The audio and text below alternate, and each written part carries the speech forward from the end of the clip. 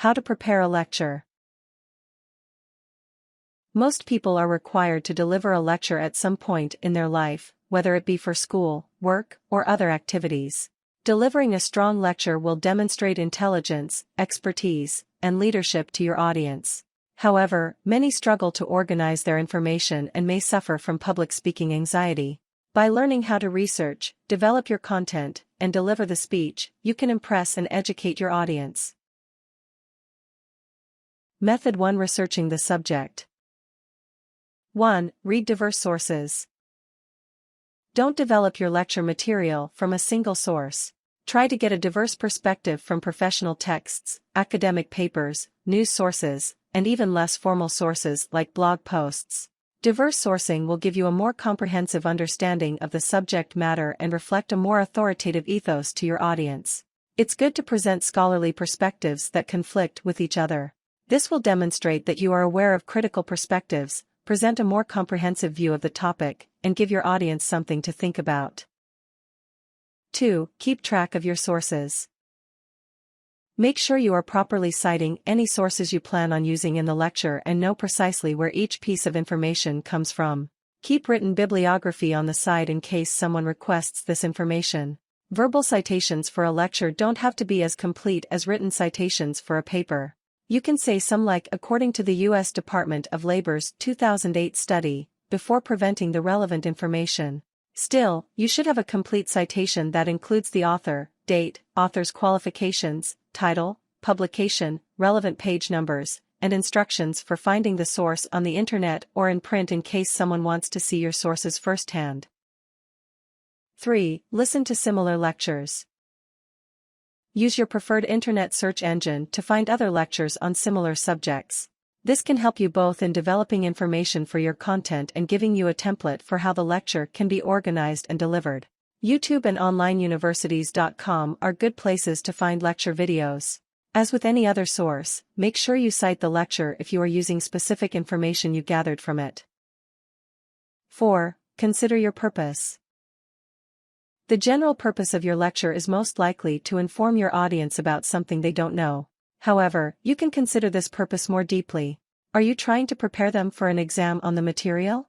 Are you leading them toward developing their own unique thoughts on the subject? Throughout the research and development of your lecture content, ask how you're serving your overall purpose. Method 2. Developing the content. 1. Start with an outline. Divide your content into major points and use them to set up an outline and develop subpoints underneath the major points. Starting with an outline will help you organize your thoughts and help you get starting in writing the actual wording of the lecture. Try to organize for consistency and include a relatively equal amount of information, subpoints, reflective questions, and sources for each larger unit of your outline. 2. Include an introduction and conclusion. Introductions and conclusions are even more important for verbal lecture than written content because, unlike a written paper, the audience likely won't be able to go back if they missed something. The introduction should prepare the audience for the most important parts of the lecture and the conclusion should restate those essential parts. The statement of purpose should clearly outline the functional value of the lecture. For example, say by the end of this lecture, you should be able to apply the Pythagorean theorem to calculate the length of sides of a triangle. Directly state the purpose of the lecture in both the introduction and conclusion. 3. Work in audience participation. Try to work in elements of your speech that are directly engaging the audience. The best way to do this is to include open questions in your lecture and offer an opportunity for listeners to answer or give their thoughts. Interactive elements will keep your audience involved and give them an opportunity to apply the information or skills they're learning. You can also organize activities for breakout sections. You can break your audience into groups and have them debate a subject against other groups or have them review separate case studies. This works specifically for a classroom lecture.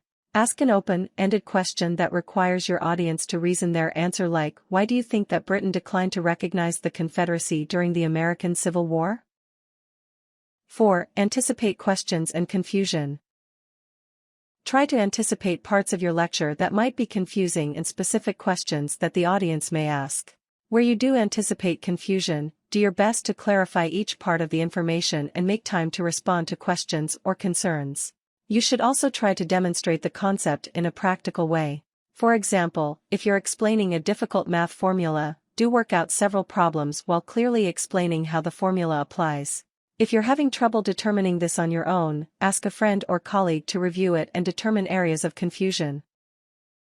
Method 3: Delivering the lecture and dealing with anxiety. 1. Provide an outline. If you're concerned about the audience's ability to follow along with your lecture, print out copies of your outline and hand them out to the audience. If you have a projector available, you could just project a copy of the outline instead. PowerPoint is an excellent tool for presenting an outline along with your spoken lecture. It isn't a good idea to read your lecture verbatim from a script, so try to limit your outline to the key conceptual aspects of the lecture.